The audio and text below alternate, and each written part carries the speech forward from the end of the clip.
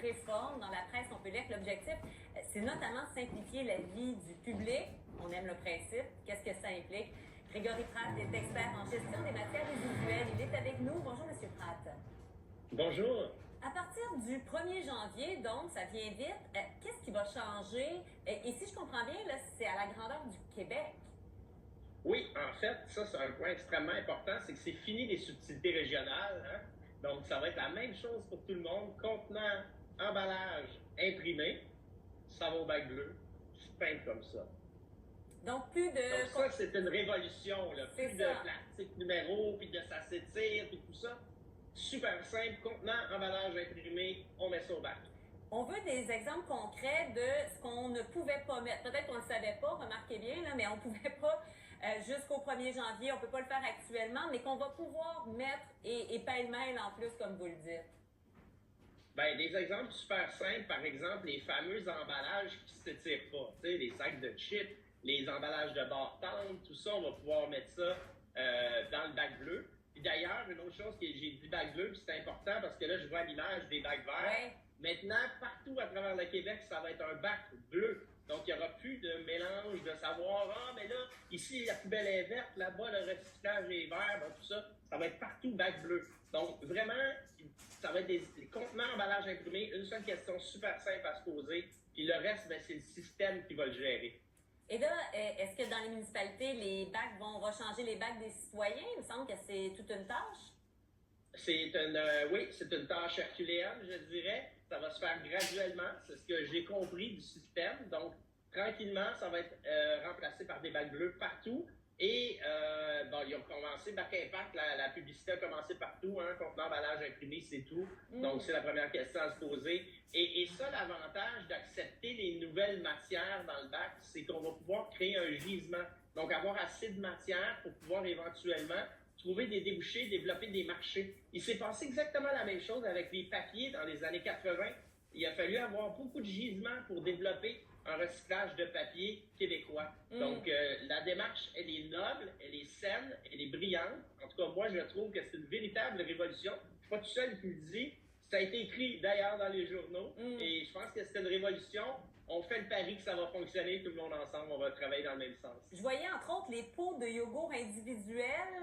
Honnêtement, je savais pas qu'on pouvait pas les mettre jusqu'à présent.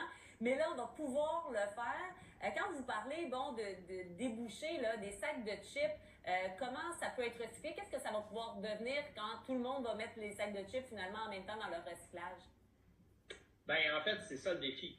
C'est-à-dire qu'il faut trouver des conditionneurs, des recycleurs de ces matières-là. Après ça, il faut trouver des débouchés, donc des produits qu'on peut faire à partir de ça. On a eu ces mêmes démarches-là avec le métal, on a eu ces mêmes démarches-là avec l'aluminium. On a déjà tout fait ça, ce travail-là. C'est juste que nous, on s'en est pas rendu compte, c'était transparent, hein? C'était vraiment en arrière-scène. Mais vraiment, ces produits-là, on va trouver des débouchés parce que les fabricants qui sont responsables de ça, donc qui seront responsables également de trouver des débouchés pour les matières qu'on va déposer au bac. La bonne nouvelle pour le citoyen, c'est que la charge mentale est allégée. Ça, c'est bon. Tout à fait. Et rappelez-nous ce qu'on ne doit toujours pas mettre dans le bac de recyclage, parce que là, ça ne devient pas non plus un buffet ouvert qu'on met n'importe quoi, là. Ben, en fait, tout ce qui n'est pas contenant emballage imprimé, on ne le met pas, comme les piles au lithium, par exemple, on ne met pas ça. Tout ce qui est produit dangereux, on ne met pas ça. Tout ce qui est déchets électroniques. Les exceptions aérosols, on ne met pas ça, même si c'est un contenant, ça peut exploser. Aérosol. Et tout ce qui est emballage de styromousse. Par exemple, vous achetez une télévision. La bonne nouvelle, c'est qu'on n'achète pas des télés toutes les semaines. Mais ce type d'emballage-là qui se défait là, en petites billes de plastique, ça ne va pas là. On s'informe auprès de sa municipalité. Il y a des éco-centres qui les récupèrent. Donc, il y a des débouchés pour ça également. Vraiment, en ce moment, là, c'est une année historique 2025.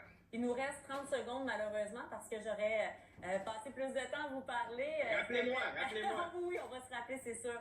Mais en ajoutant de ces nouvelles matières-là, qui se recyclent maintenant, rendant ça plus simple aussi pour les citoyens, à quel point ça va diminuer ce qui se retrouve bêtement dans la poubelle? Ben, en fait, c'est ça le défi, c'est que si on le met déjà à la poubelle, il y a très peu de chances que ça soit recyclé. Donc, l'idée, c'est de le mettre au bac bleu et de travailler ensemble pour trouver ces débouchés-là.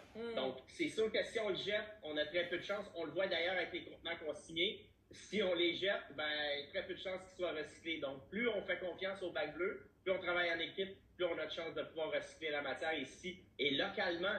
Parce que ça, c'est important, le recyclage local. D'où l'importance d'informer les gens de ce changement, donc à compter du 1er janvier. Grégory Pratt, merci beaucoup d'avoir été avec nous. Ça me fait plaisir. Au plaisir. Si vous avez d'autres questions, vous savez où trouver. C'est parfait. On fera ça. Merci. Bonne fin de journée. Au retour, le campement de la rue Notre-Dame.